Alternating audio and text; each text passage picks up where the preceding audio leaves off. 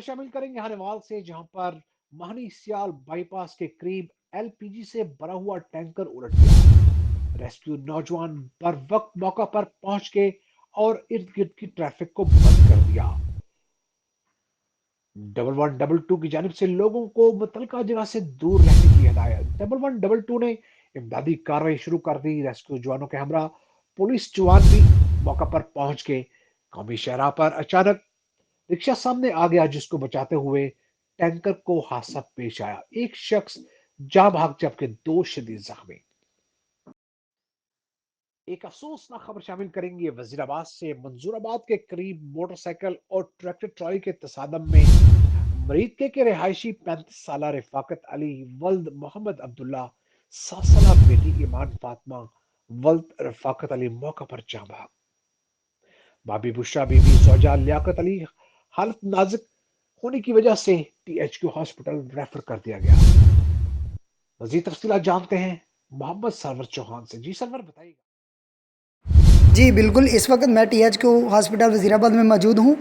वज़ीराबाद मंजूराबाद के करीब मोटरसाइकिल और ट्रैक्टर ट्राली में तसादम। मर्दे की के रिहायशी 35 साल रफ़ाकत अली वल्द मोहम्मद अब्दुल्ला, 7 साल बेटी ईमान फातिमा वल्द रफ़ाकत अली मौका पर जाँ भाग। भाभी बुशरा बीबी जोजा लियाकत अली हालत नाजुक, हेड एनर्जी होने से डीएचक्यू गुजरांवाला रेफ़र कर दिया गया। Mohammad Sarwar, city 5 news, Wazirabad. एक और अफसोसनाक खबर शामिल करेंगे दीपालपुर के इलाका कोट तिलावर से, जहां पर कोट तिलावर में 2.5 साल बच्चे को गला गौंड कर बेदर्दी से कत्ल कर दिया गया। सुफियान नामी बच्चा साहिवाल से दीपालपुर वाकया अपने वालदैन के साथ निनहाल मिलने आया हुआ था, जो कि गुज़श्ता शाम से घर से गायब था। अहले खाना के मुताबिक बच्चे को कल रात से ढूंढ रहे थे, मगर आज सुबह तक बच्चे की कोई इत्तला ना मिल सकी।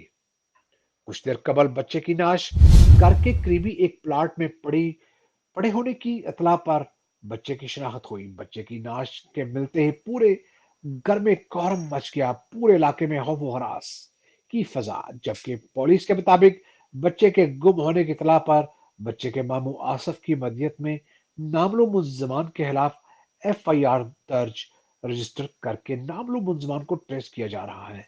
बच्चे की नाश मिलने के बाद फोरेंसिक टीम जाए वकुआ पर पहुंच गई। बहुत जल्द मुल्जमान को गिरफ्तार कर लिया जाएगा, पुलिस का कहना।